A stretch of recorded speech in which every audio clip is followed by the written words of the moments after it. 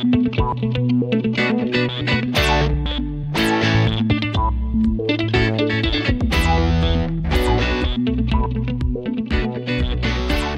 welcome or welcome back from wherever and whenever you're listening. I'm Darren, and this is a show where the guests on my list get to have some fun with their favourite list countdowns, and we get to know them and their work a little better. Don't forget, you can also catch my review shows every other week here on the same feed. And it's a Happy New Year to everyone as well. I hope your New Year celebrations went off safely and without a hitch, and that we can all hope to experience a better 2021. Let us speak of 2020 no more. So just a little note on the format of this show. You may have noticed that in the second episode I changed things up a bit. We only counted down Cole's list, and I've decided to only count down the guest list from now on. I won't be doing a top 10 list that I count down myself. This is mainly to save some time so the show doesn't drag on too long and it's in a tighter format.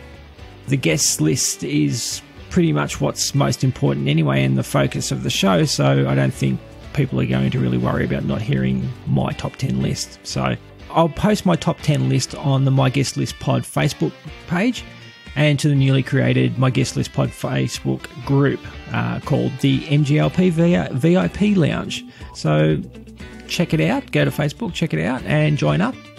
My hopes for the group is that we can all share our listening experiences and help each other find new quality content to listen to and to support.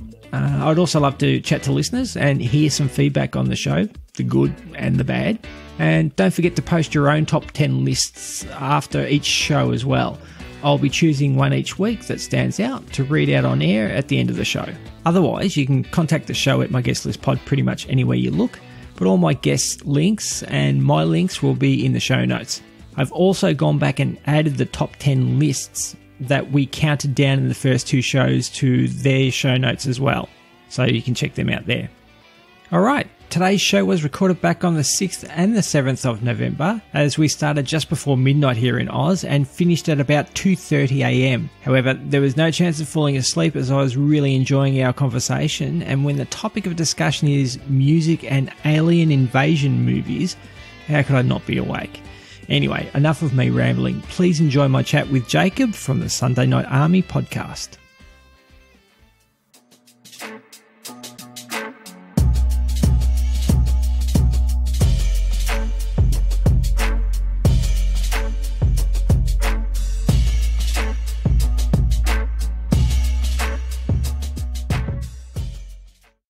And today I'm fortunate to be joined by someone who has been in the music and media game for quite some time. He is an experienced podcaster, blogger, songwriter and musician, a true Renaissance man. He is the head of Shoot Entertainment, his music venture, co-host of the ADG podcast, and fortunately for us today, he is the host of the Sunday Night Army podcast, a little show I came across just by trolling through Stitcher one day. So all the way from Windsor, Ontario, Canada. Jakub, welcome to My Guest List Pod. Well, thank you for having me on. That's the best introduction I could even write myself that one. That was amazing. Thank you so much for having me on. You built me up way too nicely. No. It's all warranted. I've listened to a lot of your shows, and I like what you're putting out. And I've been able to actually, as we'll speak about as we get into the show, I've been able to discover a lot of new music and entertainment. So I've got a lot to thank you for there as well. Oh, no problem. That's the goal of my main show is to bring acts that you wouldn't usually find on your radio or on the internet and bring it to your ears. Why don't we tell us a little bit about the Sunday Night Army podcast, what it is, and take it from there.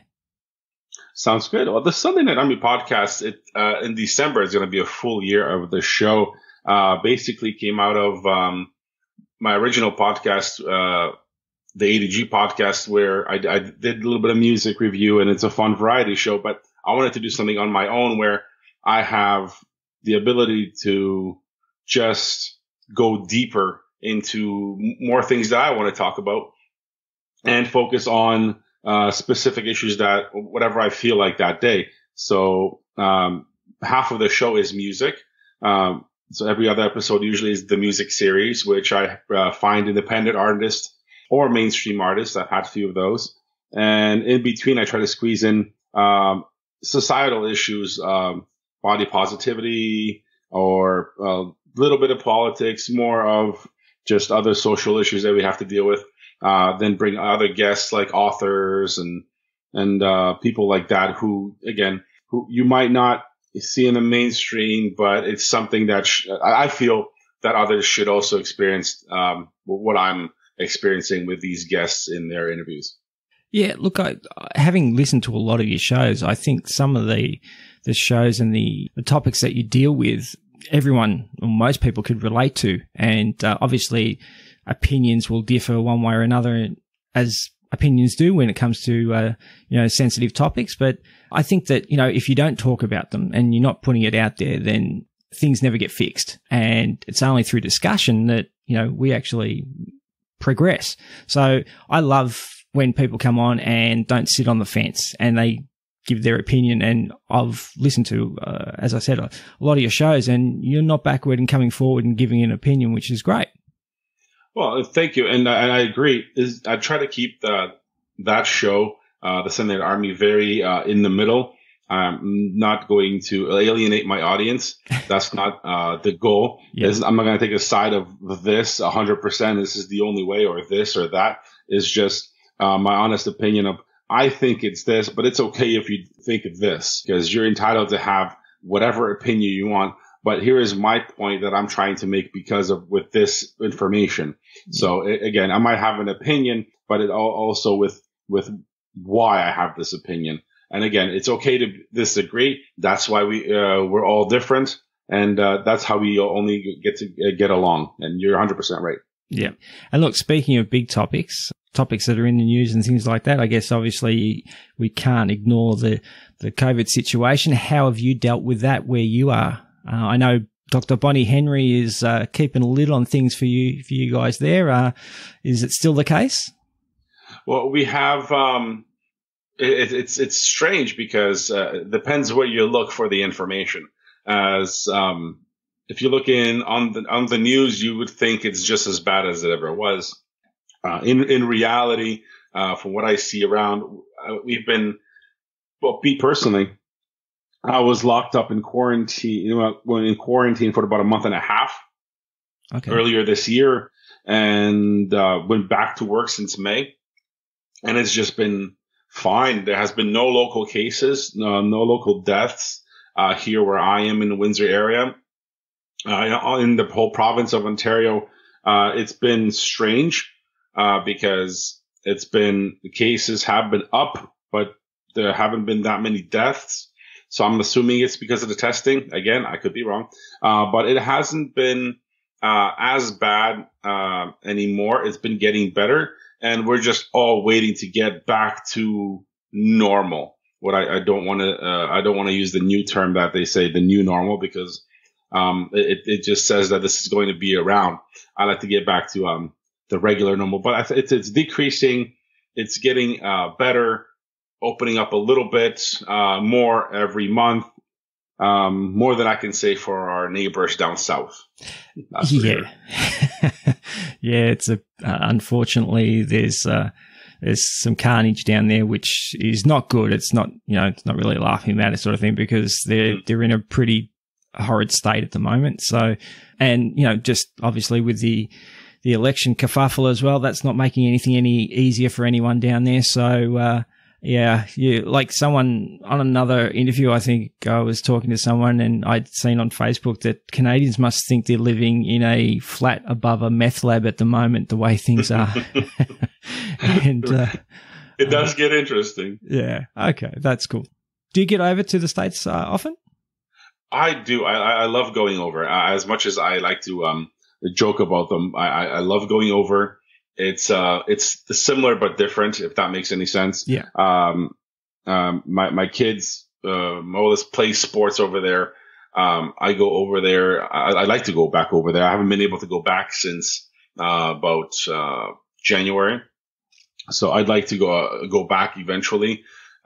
It's just there's certain things I like to pick up over there, gear wise, for the show, for sports, for anything else. It's just a little bit, like I said, a little bit different, but similar.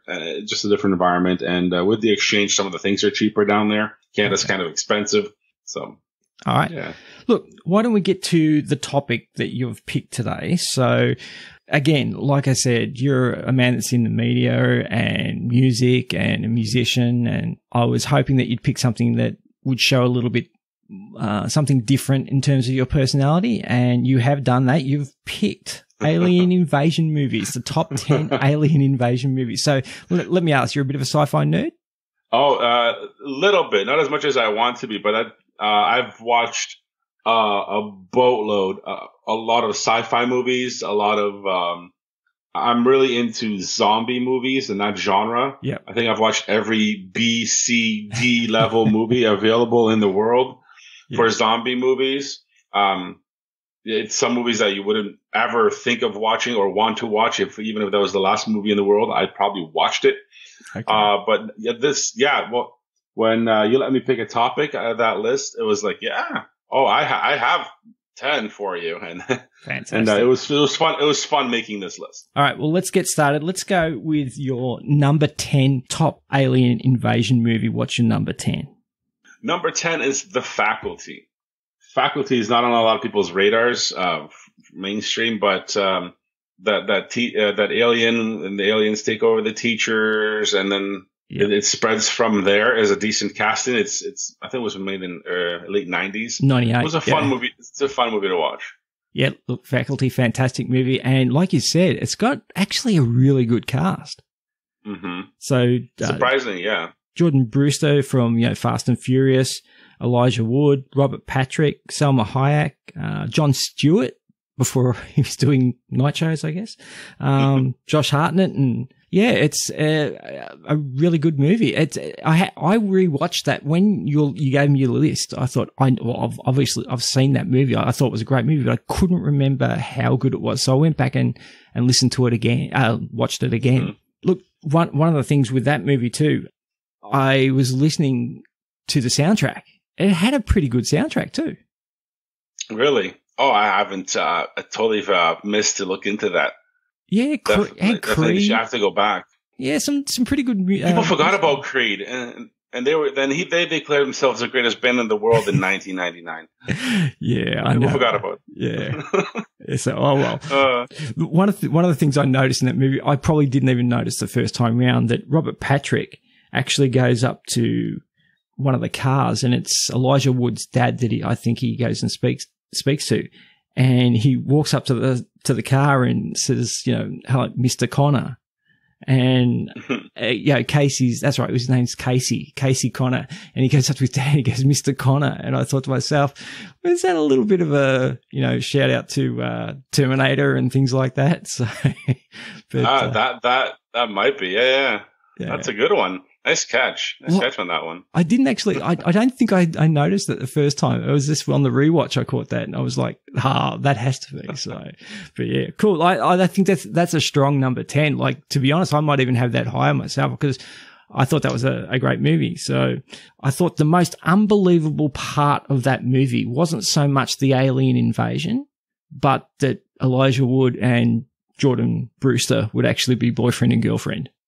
I thought that was it's a little odd, right? That was, but it's a But when it was made, and some of the hottest actors at that time, and it's a strange mix. Yeah, those two together.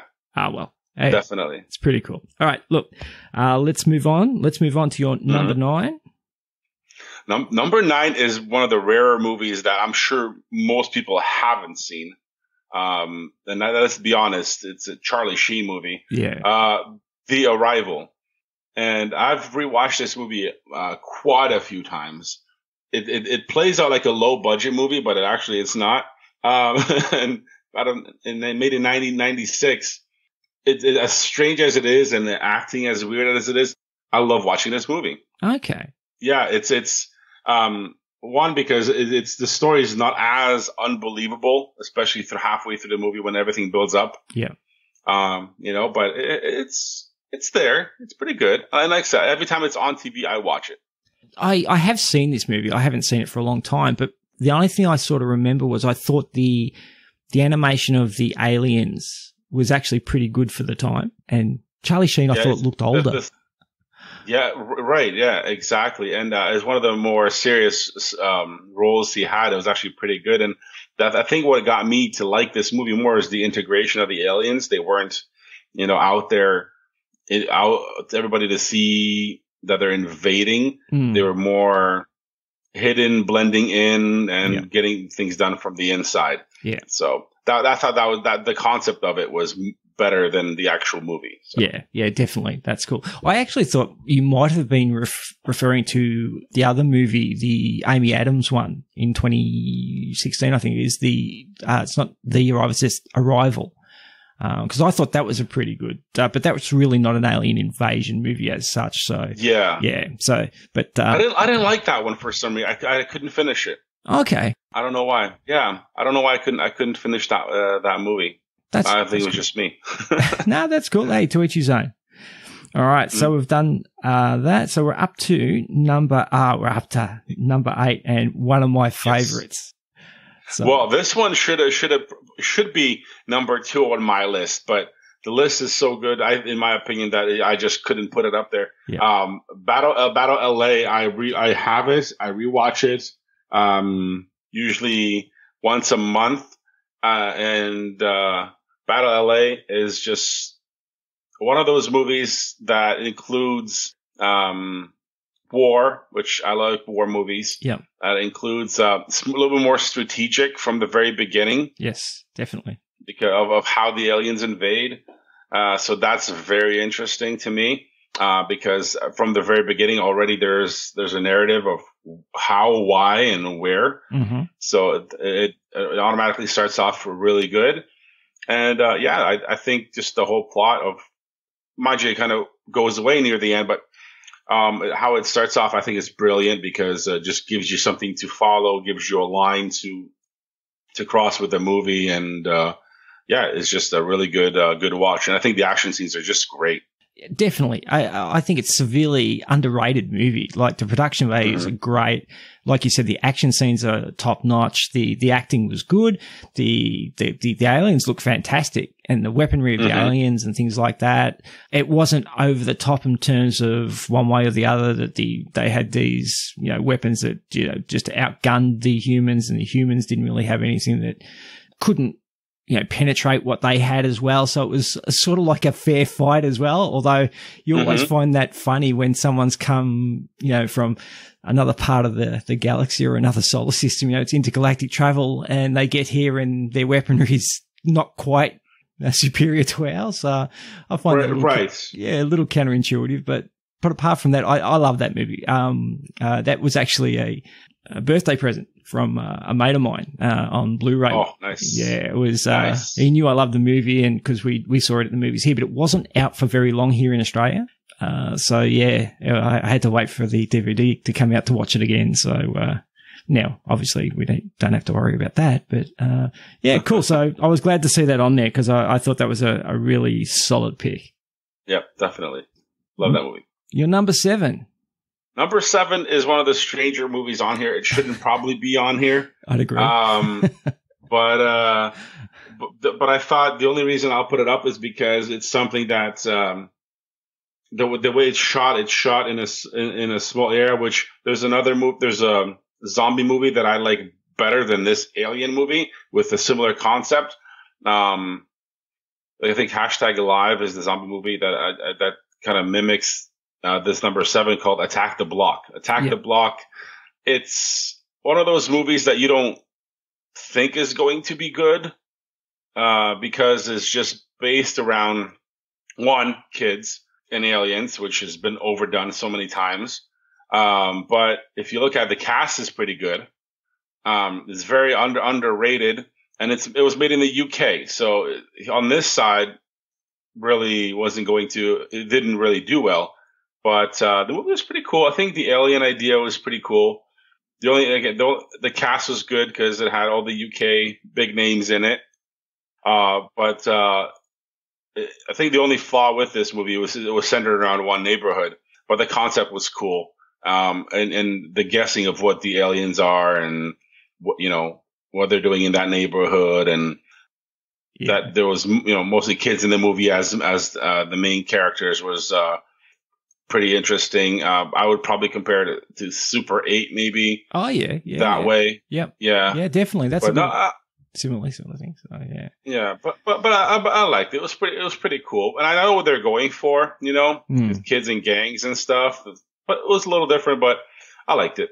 It did show the parochial nature of sort of like the commission flats and that East Ender type of situation where they mugged the girl, but they said if we'd known you'd from the block, we wouldn't have mugged you, sort of thing. So, and then they all band together against the aliens. So, and it is very parochial in terms of the way that's, it's a bit tribal in terms of the commission flats and things like that. And you see that in a lot of areas. Yeah, look, it wouldn't probably be on my top 10 as such, but yeah, it was a fun movie. The monsters were pretty cool. But I thought the kids were hilarious. Yeah, I think they made the movie. Yeah. The kids, it's a pretty good cast too. It wasn't bad at all. All right, cool. All right, so look, that's 10 to 7. Why don't we take a little bit of a break, and I'll ask you some more questions about you and the show. You mentioned before, so that you do every other show is a music show, and then the shows in between topics that are in the news at the time, or something that you want to get off your chest. Which shows do you prefer to do? Well, that's the beauty of having a show. It's whatever I feel like at the moment. When I have artists to come on to play their music and talk about their music, it's definitely what I love doing, because trying to figure out, as an artist myself, trying to figure out how they go through their process as artists, and what their psyche is when they're writing music, when they're putting things together to release their music, and how it all feels is just one of the greatest things that I've experienced, and I want to hear their story. But having the ability to go and, this week, don't feel like scheduling anybody. Just, for example, this week, I didn't schedule anybody because of the U.S. election. My show, the last 2 weeks, didn't have any guests because it's just not the time to.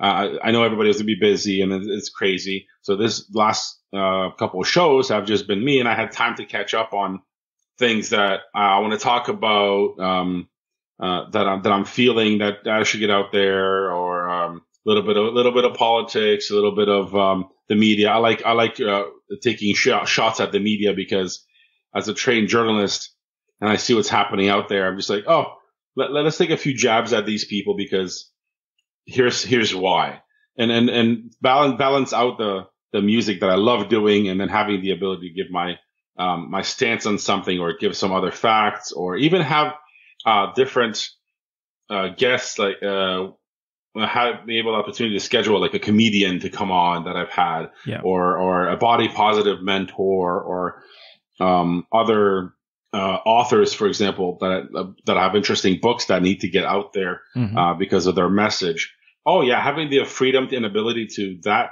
it's all exactly what I want to do at any time I want to do it. That's the beauty of having a show that I can do anything with that I want, and music is definitely a huge part of it, and I wouldn't change that at all. Oh, that's fantastic. And that's what I would expect from listening to your show.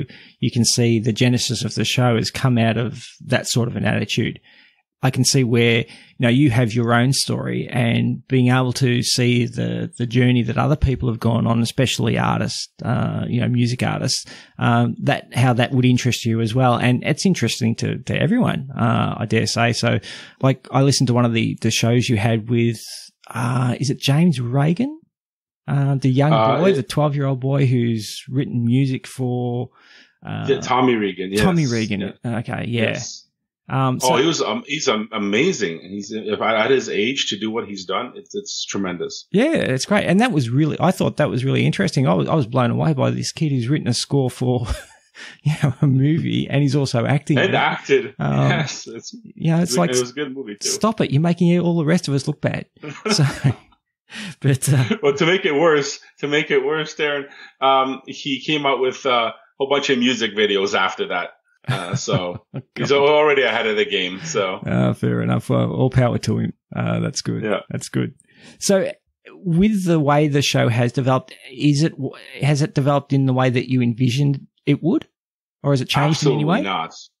Yeah, absolutely not. I had no clue what was going to happen. Okay. I knew what I wanted to do. I knew the idea for it, and if you look at the first few shows, it was in depth, long interviews, things I wanted to talk about with whoever was the guests were. We really got into it, and then I figured out after 10 shows or more, like, oh, I can do even more of what I want to do. Yeah. And once it got rolling and I could actually start picking even more guests and asking more guests that I really want to talk about and really want to get into their heads about the different things. And the more shows I've done, the more creative I've been able to get. But I had no idea it was going to be like this last December. No clue. I knew I just wanted to do something on my own where I have just see how it goes and see how it develops week by week. Fantastic. That's great. Oh, look, I think you can see that with your show in terms of how it's grown organically, and I think that's the best way. I was talking to another podcaster about how their show's grown and how things that have come from the audience have become part of the show and things like that. And I love it when a show just, you can see it evolve. And I've seen that with yours as well, because I went straight back to your first episode and listened to pretty much every other episode just to get a really good feel. And I enjoyed them as well. They were great. So, and speaking of which, how's the new studio going? It's a work in progress.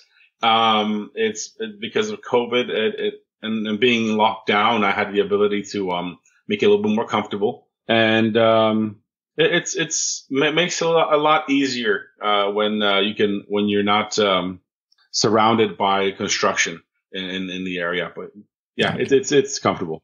Oh, very good.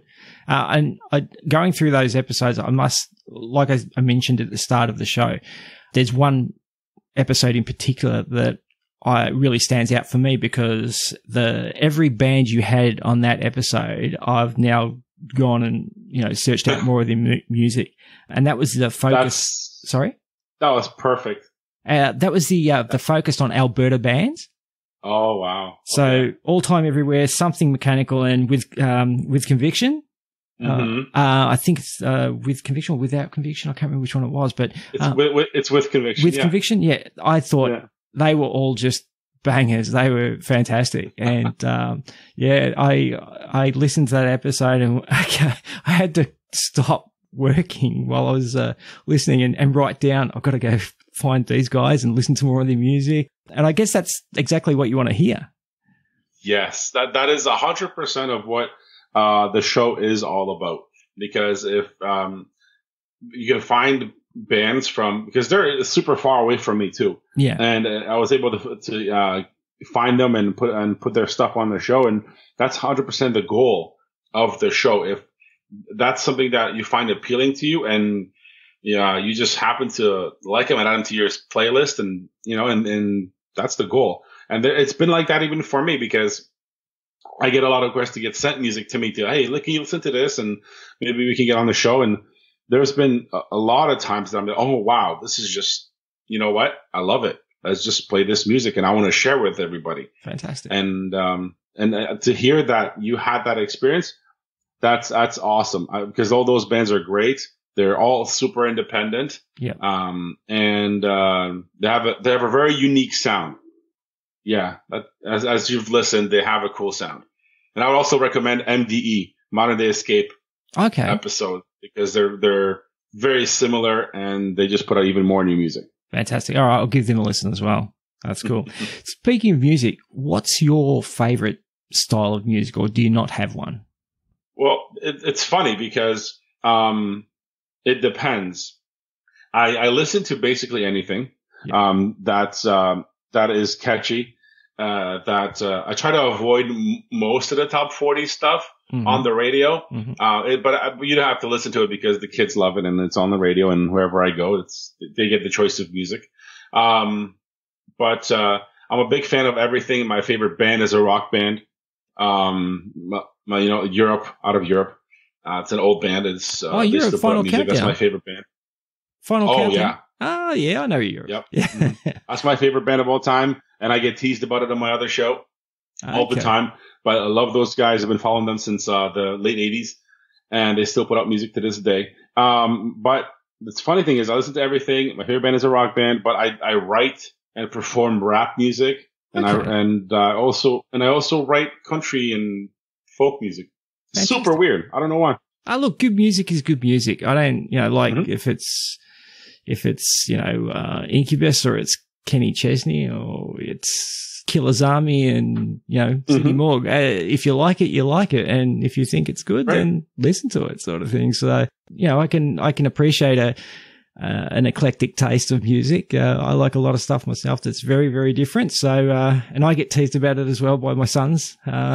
So I can understand where you're coming from. And, it's funny, they're a big hair band from back then, Europe. My favorite band of all time is not quite as much of a hair band, but they had some hair on them, and that was, Extreme. Extreme, yes, more than words. Okay, yeah. Betancourt, Gary Cherone. Yeah, that's always on my playlist too. That's good music. But I think what it is mostly about, doesn't matter which genre we like and what we listen to. And that's one of my artists that came on the show locally mentioned too, and 100% agree. It's a music with a message. Yeah. As long as there's a message in the music of some sort and there's some feeling behind it, you're going to listen to it. You're going to somehow vibe with it. All right, let's move on to number 6, your 6th best alien invasion movie. Well, I'm going to get a lot of hate for this one because not off me. It's a Tom Cruise movie, the Tom Cruise version of War of the Worlds, and I find it fascinating because I could not get through the first chapter of the book, and I am an avid reader. Yeah. But the movie itself, I thought was well done. As ridiculous as they made their invasion in that movie, because it was ridiculous, the concept of what are you going to do when this spontaneously happens, the reaction is really well done in this movie. And I like to see that, because the human reaction to something that you're not expecting is it's a really good, hard concept to capture in a movie. I think you're 100% right. I actually love the movie. I think the original was great, but I think the remake was fantastic. And that human, part of it, that when you see everyone running over the hill and, families being split up and people just not aware of what's going on because they're so shocked or they're in shock. It's the human condition. And I thought it was a really well, it's Steven Spielberg. So yes, what are you it was going to be well done. It's going to be well done. So yeah. So, I thought it was it's definitely going to be on one of my lists if I did one of my top 10 movies for sure. So I was surprised when you said you're going to get a lot of hate for it. I thought Tom Cruise was great in it, and I just thought the movie was fantastic. Yes. It depends on the audience, and there usually I get feedback from, Tom Cruise movies like Mission Impossible. It's like, and I pick on him too myself because he's always running. Yeah. It's true. He's always chasing himself somewhere, whatever direction. But I find it like a very good movie, and I always watch it when it's on TV and I have nothing else to do. It's always, if it's on, I am watching it from wherever it starts to all the way to the end.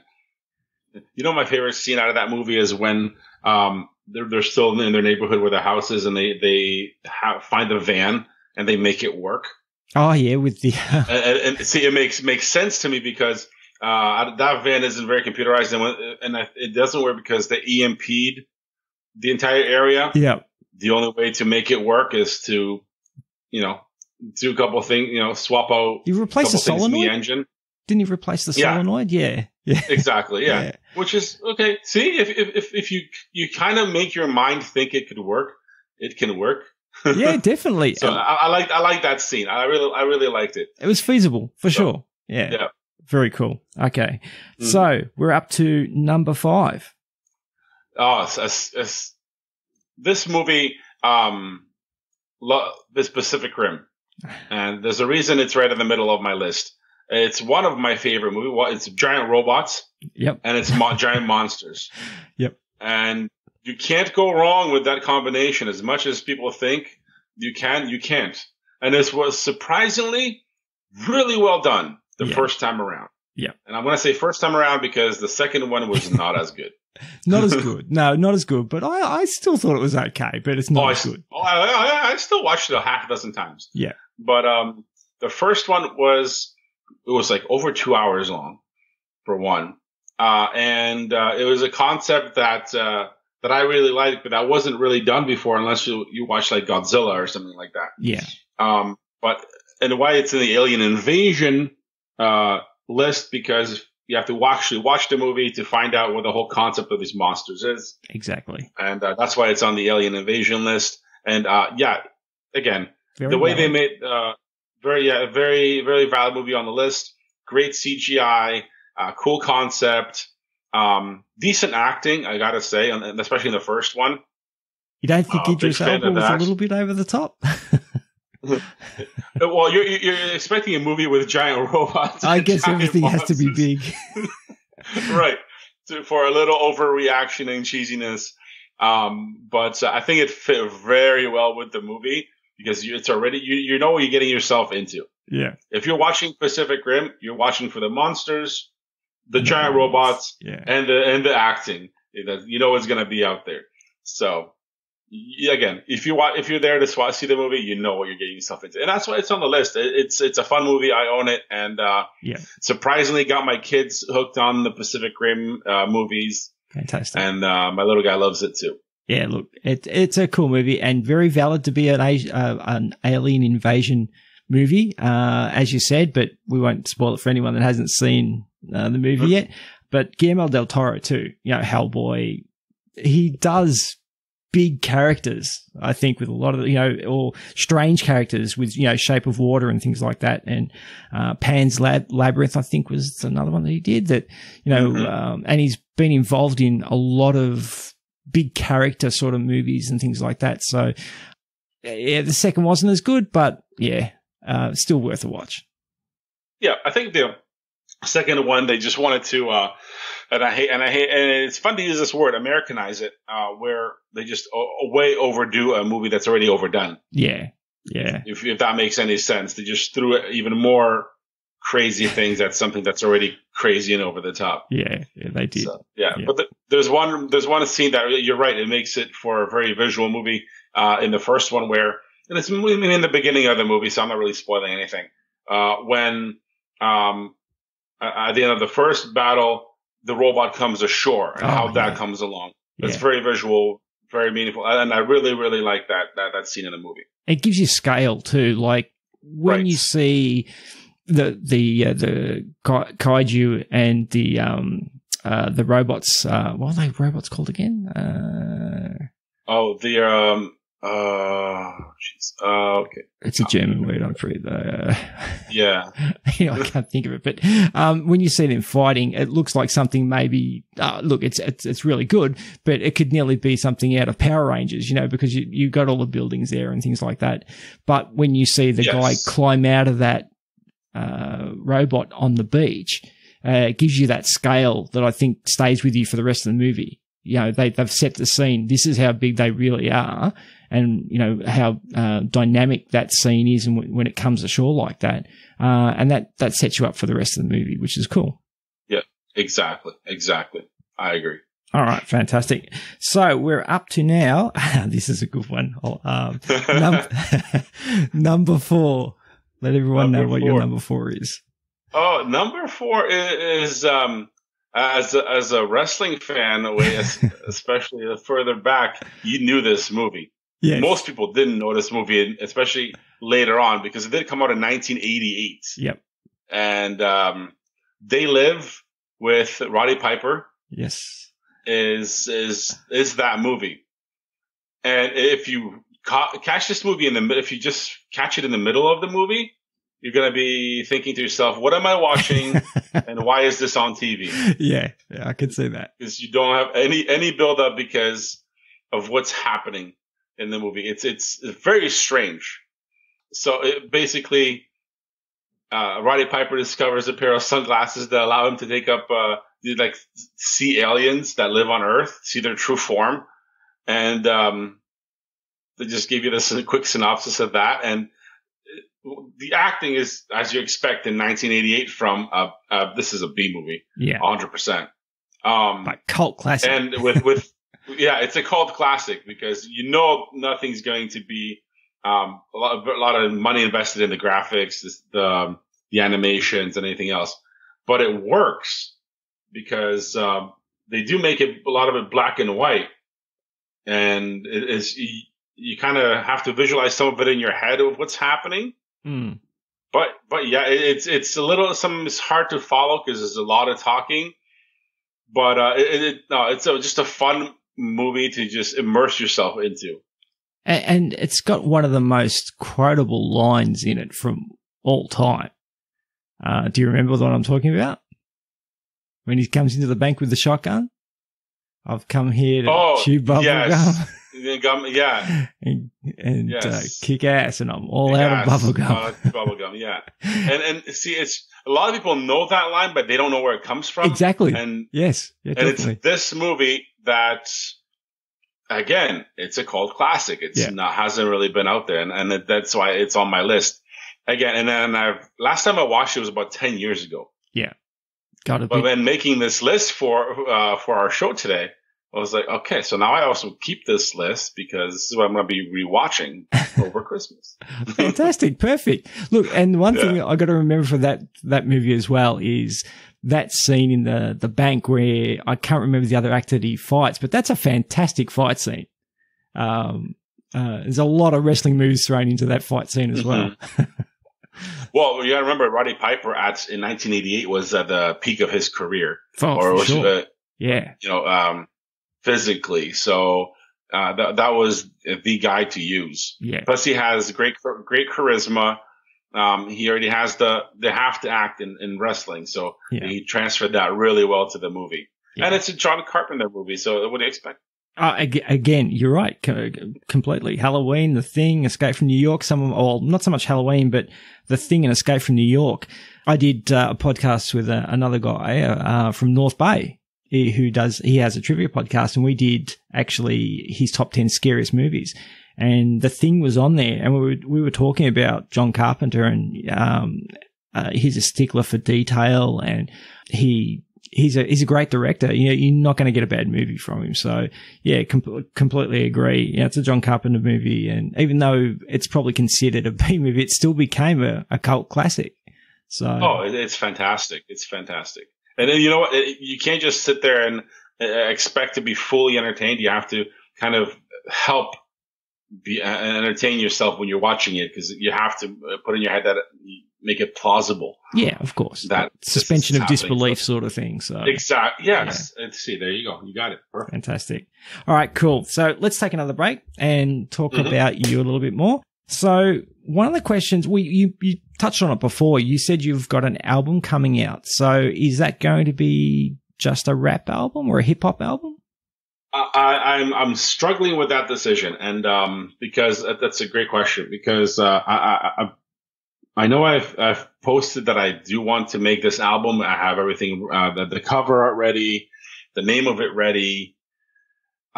Still not sure if it's going to be an album, because I keep writing the songs and I keep writing them, and I'm going to record another song of that today. Yeah. For it. It's as an artist, you're struggling. Do I want to release all of them at once, or do I want to stagger the release, as the trends are in the music industry now, is to release a lot of singles as they come? Or do I want to save everything and hold it all together until it's all done? And the way things are going right now, it's taking me quite a bit to get things done. As I do have all my music. I do have all my instrumentals already. There's a lot of them. And a big thank you to my producer for giving me those at Lifted Music. He's tremendous. But the writing process, I've been writing as much as I can and trying to get this album together. I don't want to rush it.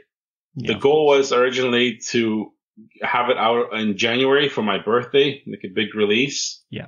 But with everything, time-wise, date-wise, how everything's coming together, that'll be me taking a lot of time off to do it. And I don't think I can do that. So yeah, I'm going to take it one song at a time, see how it does. And I might just scrap the album idea or save it for a future project and just start releasing these singles that I think might work better. Okay. I'm still on the fence. Look, I guess audio on demand in all its forms nowadays has really changed the way that people source their music and the way that people who create music actually release it. So I guess it's a really important question in terms of your marketing strategy, in terms of what you're going to do and what you can afford to do with time, because obviously you're a father and you've got a day job as well, I guess, you've back to, and we're coming into a really busy time of year. So I could understand it's probably a little bit of a decision to be pondered on. So, well, and with that, I have a lot of friends that our music is all they do, and that's their job, and they're really good at it, and they can plan things a lot better. But I do music for me. I don't do music for anybody else. Yeah, the music I do is just for me as a way, just to do what I wanted to do. Again, it's one of those things I always wanted to do. Yeah. I started super late. I started doing music in my mid-30s. So that's extremely late for me, to start doing music, especially, all the artists I know, they always start super early. But, it's not going to be out there to make money. It's not out there to be famous. It's just, I write things down. I want to put a message out there, sometimes as weird as that message might be, and just have it out there for as a project of something I always wanted to do and have it done. Music from the soul, music from the heart. Right, and there's angry heart sometimes. Yeah, well, look, and that's the thing. I think sometimes the best music comes from things that challenge you in your life. So if everything's going really well, sometimes the urge to do something creative, or maybe to, want to say something and deal with something isn't there. So I think through adversity, not just good music gets made, but people do things. I think there's more born out of adversity than there is out of complacency. So, for sure. That's a bit of a muse, I guess. So, it's like how we do podcasts. It's the same thing. You and I are podcasters, and there's things we want out there, and that's why the same reason we do those. Look, it wasn't a question I was going to ask, but now we are on the topic of hip hop and things like that. Do you have any influences from the hip hop genre that you'd mention, or is it more? It's more of a unique style that you've got, or? Oh, I have a lot of influence out there. I like everything from the mid 90s to late 90s. Okay. Hip hop, anything in those styles. Let's be honest. I'm going to be honest with you. Like, I'm going to be honest with everybody else that always listens to my show. I am not very good at it. But do you enjoy it? I love it. Then it's great. That's the important thing. Exactly, but I am not very good at it. So if anybody's expecting a lot of talent, there isn't. There is a lot of writing. There's decent writing, but the way it's projected in sound is not the highest quality that you would expect to hear. But again, it's all about the message, and I do it for me. But the influence I love in 90s influence, because that's when hip hop wasn't about how fast you rap or how little things you can say because you're mumble rapping and repeating yourself 30 times in a song. It was a message. Yeah. Right. There was a message that we're building a story. There was a story about something you're telling us about your life. You're telling us about what you went through. You're telling us about what you're going through.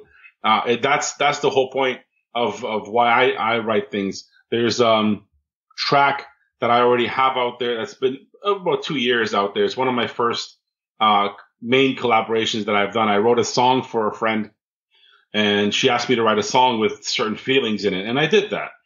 And then what I decided to do is put a verse of myself in there, saying something as a rebuttal to the actual song. Okay. So not to complicate the track, but the song, and I'm going to spoil it a little bit. The song was called All Alone, with one of my friends singing on it. It was a song, just regular song it's about suicide. But then I put a verse in there as an inside look to that. From one point of view. Okay. So it's a complicated song. Lyrics are pretty good. I can't sing. That's why I had somebody else do it. But yeah, it's one of those tracks that has a lot of meaning, for somebody that wanted me to write a song. And I did that. And, I think it's one of the best things I've ever done, until I started releasing my new stuff, recently. Oh, fantastic! I'll look forward to hearing it. So, you've put a lot of work into it, obviously, and a lot of yourself into it. So, yeah, it's something to be proud of, I dare say, and I can't wait to hear it. Oh, I will be more than happy to spam your mailbox with all those links. Fantastic, and all that could be found on the Shoot Entertainment YouTube channel. All right, cool. Outside of music, do you have any other hobbies and interests? Like sports, or you said you're into a lot of the, I think the NFL and baseball. Mm-hmm. Yeah, I do watch a lot of American football on TV, but I think my biggest passion used to be coaching football, regular football, okay. What we call soccer here. Soccer, yeah. I don't know. You guys call it soccer? We call it soccer. Sure. I always forget. Yeah, okay. Yeah, I always forget to ask that when I talk to everybody in Australia. It's soccer. So used to love coaching soccer, but now that my oldest plays, that's my sport. I'm going to watch that, support that, and if it's not football here on Sundays, American football, then I'll be watching my kid play soccer, because that's just I'm obsessed. That's just how it is. When you're a parent, you're a parent. You just obsess about your kids, and when they do something that you love doing yourself, then it's even bigger. Yeah, that's great. Do you follow follow the EPL or anything like that? I'd love to follow it. There's just not enough hours in the day. It's funny because I have a lot of friends, even at work, that follow all the leagues, the Bundesliga, which my favorite players are in. Yeah. And it's just like, yeah, I heard about that game. I missed all the 3 goals Lewandowski put in. I'm like, oh, I'm sorry, man. I saw the highlights. Yeah. It sounds amazing.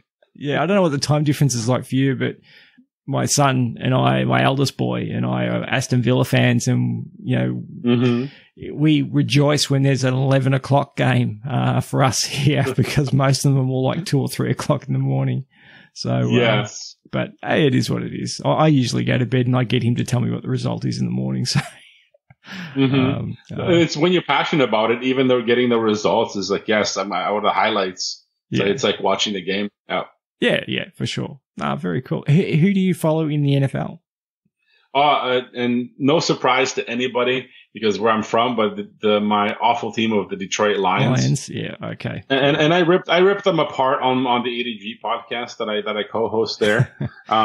All the time, because we're more sports centric on there, and I put half the show is sports. Okay. And I take out my frustrations on them all the time. Okay. Well, I haven't listened to that podcast. I'm going to give that a listen too. So I'll give that a listen to during the week. Totally different side to what my regular show is. Probably just as entertaining.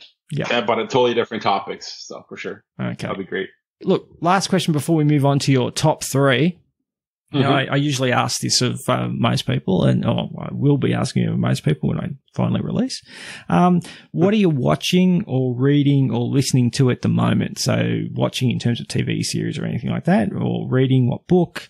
listening, something new that you don't normally listen to in terms of an artist or something like that? Anything new that you're, into at the moment? House of Cards? Love that question. Love that question. Netflix just had a TV series, excuse me, that just came out. It's a Russian TV series out of all places. It's called To the Lake. Oh, okay. And the basic plot summary of this one, and this is what caught me to watch it, is it's a pandemic virus takes over in Russia, in Moscow, and it's how people react to it and what happens there. Oh, poignant. Mm-hmm. Yeah, right. Very. Excuse me. It's on topic for what's happening now. Yeah. It's a little more deadly in this series. Okay. But it was well done, and it's dubbed in English, yep. Which is I'm okay with reading subtitles, but it was nice that it was dubbed. Yep. But yeah, it's one of those series that builds. I like that. Listening to artists, I recently had surprisingly tremendous local artist that I learned about not too long ago, and now it's on my regular playlist all the time. Called there's two. One called Mailbox. He's a local hip hop artist, and Fresh Breath is a duo that is not too far from me. Surprisingly, we're very close to each other, location wise, but I haven't heard about him until not too long ago.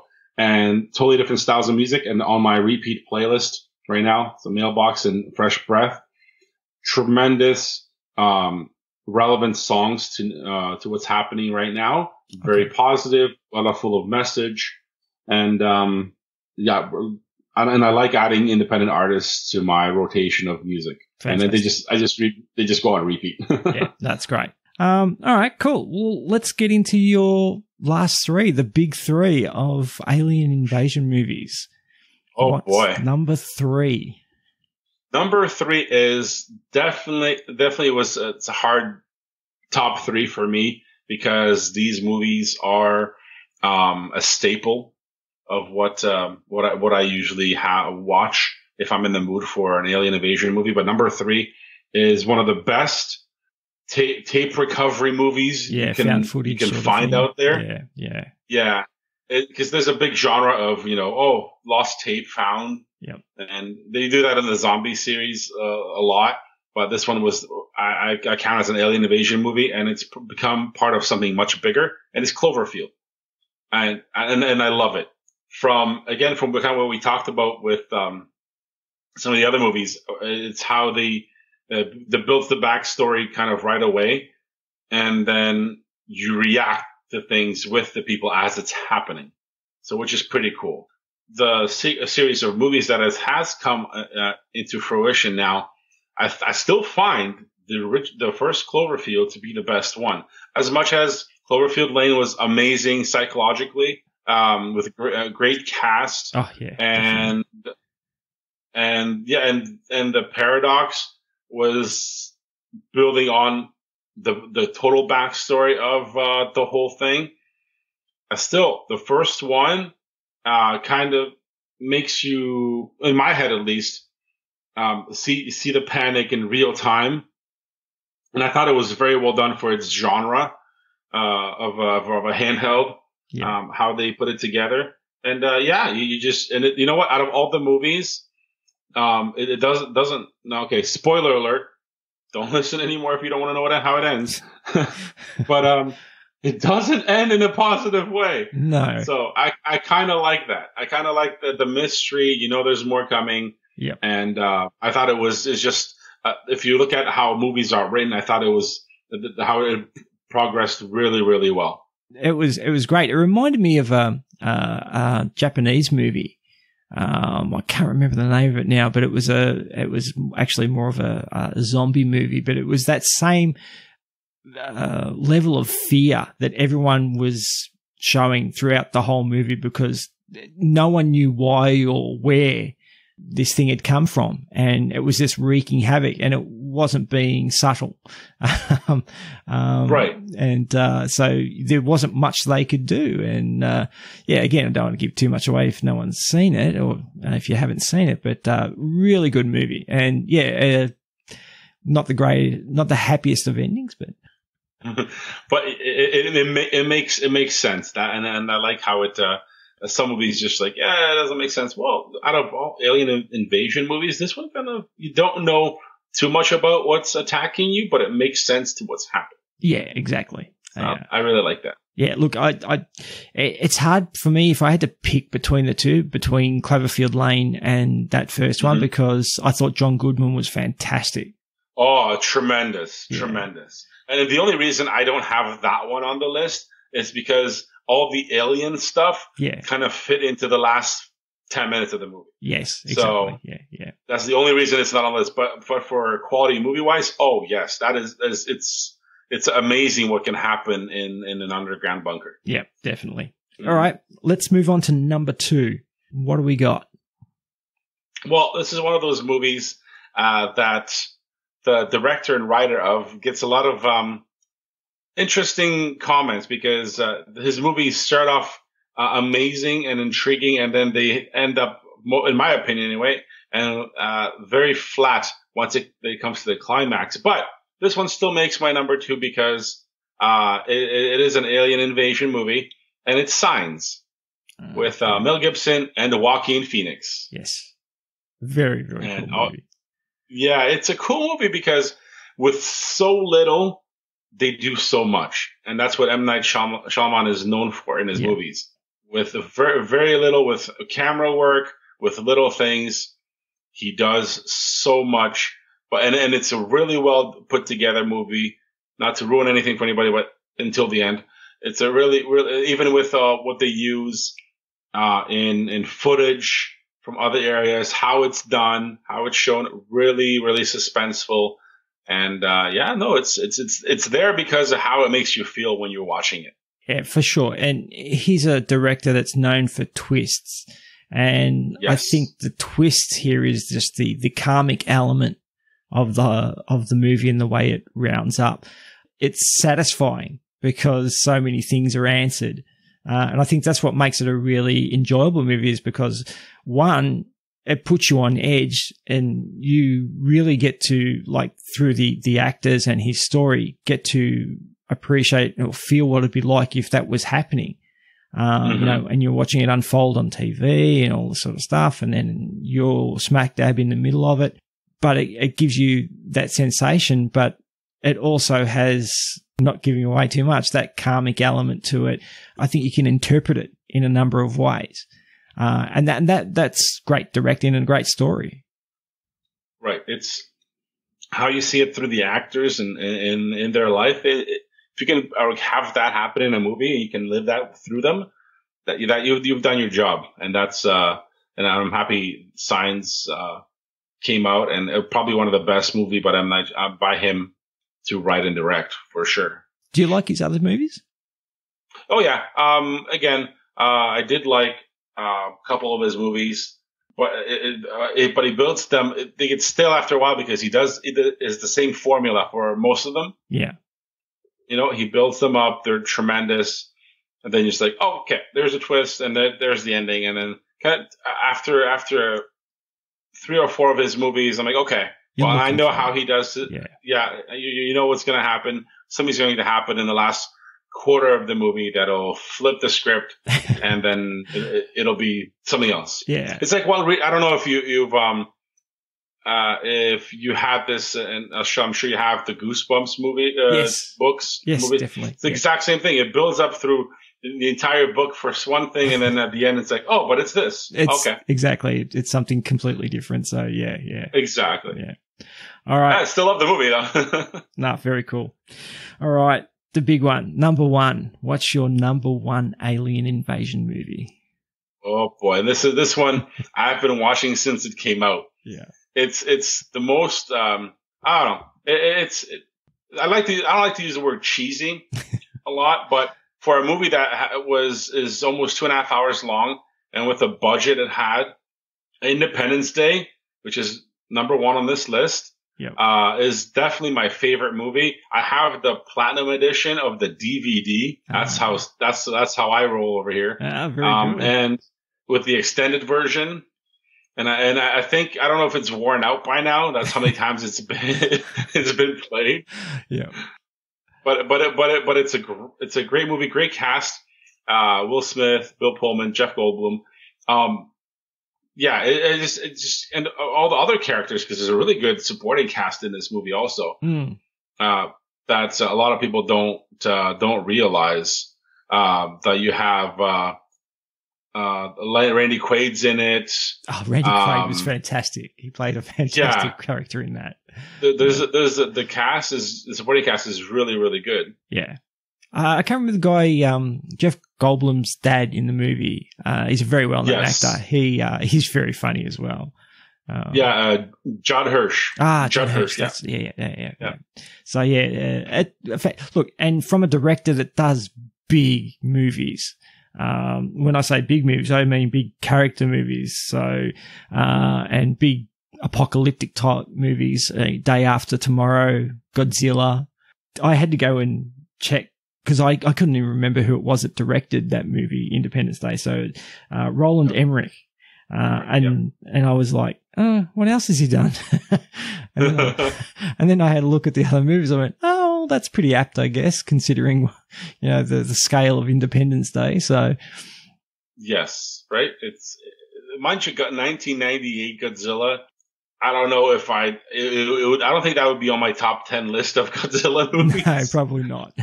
but it had some really good actors in it and some good scenes. Soundtrack was interesting. That was good. But he's done some really, really cool stuff. But with Independence Day, the idea of and how they relayed the invasion is just how blunt it was. You're going to show up and roll on top of your city with a giant disc. Yes. And not even tell you anything. Yeah, it was very, very forthright, and acting was as you would expect with a Will Smith movie. Yeah.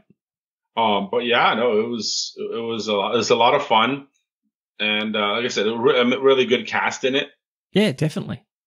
And like you said, no, go ahead. No, I was just going to say, like you said, there was no mucking about with the aliens. Bill Pullman, says to one of the aliens, "What do you want?" And they just said, "For you to die."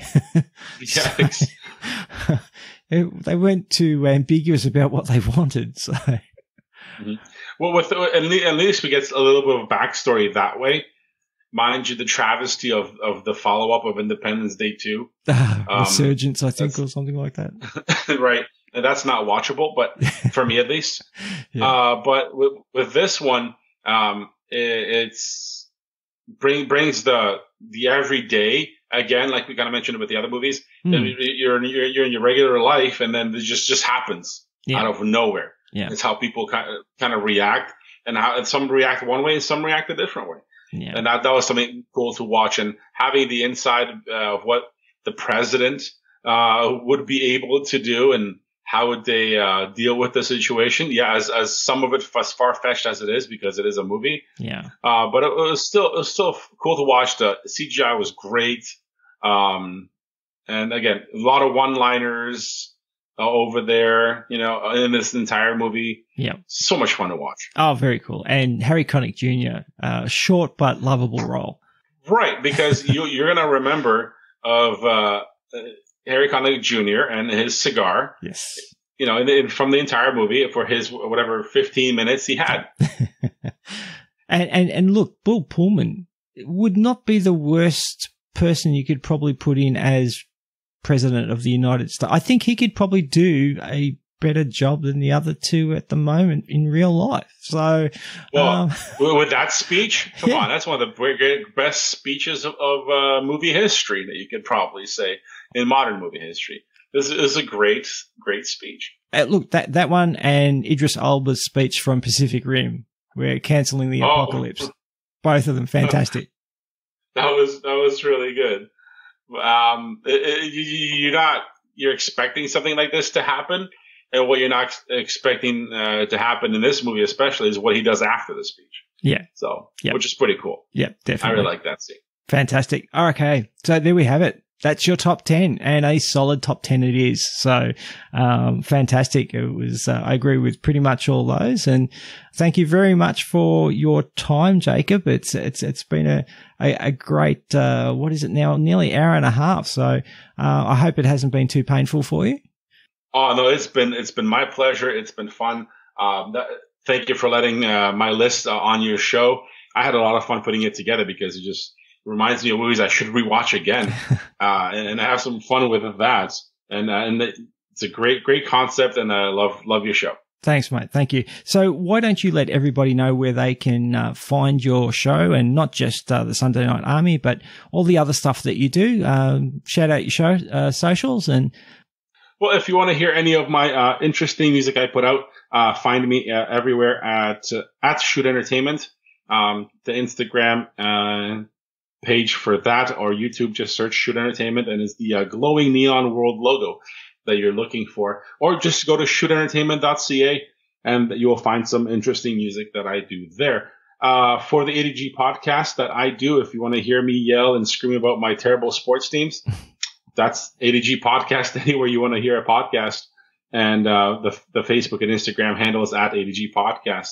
But if you want to hear the music that I'm so passionate about and some interesting characters, interesting stories, the Sunday Night Army is everywhere you listen to a podcast worldwide. I know I'm reaching about 25 countries at the moment, and I love it, and I love everybody for that. Anywhere you have a podcast, just search the Sunday Night Army on any listening platform you want. Now, if you want to find the socials, Instagram is at and then Facebook at the Sunday Night Army, and Twitter, because Twitter is weird, is just at the Sunday Night Army. And that's my socials. Fantastic. All right. That's great, mate. And again, thank you very much for agreeing to come on to this. I had a lot of fun, and I look forward to listening to some more of your shows and discovering new music, and catching up and saying hi every now and then. So you stay safe, stay well, and thanks again for coming on. Oh, thank you. Thanks for having me on. I appreciate it so much. No worries. So that's another one in the bag. Jacob is a cool guy, and his shows are always different and entertaining.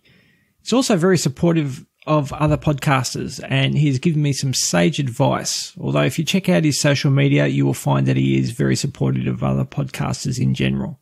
He has a great attitude, and that's something I love about this platform. Unlike conventional radio, where people are pitted against each other as adversaries, podcasters seem to be able to share the same genres and still support each other. It's fantastic. And yes, before everyone starts yelling at us, the robots out of Pacific Rim are JAEGERS. Both Jacob and I had a bit of a mental blank when it comes to the robots, unfortunately, but that's what happens sometimes when you're under pressure. Remember, you can contact me and the show on email, Facebook, Instagram, and Twitter, all at my guest list pod.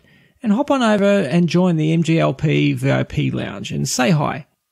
You can support the show by subscribing on whatever app or podcast platform you use to listen. And if you can please rate me 5 stars on iTunes, it will go a long way to help me grow the show and reach more people. As I mentioned in my previous review show, I'd love to do a giveaway, but without a larger consistent listenership, it's probably not viable at the moment. Also, times are difficult now, I understand, but if you would like to support the show monetarily, you can visit my Patreon or my Buy Me a Coffee page and subscribe or donate there. Thanks again for listening, and I'll chat at you again next week.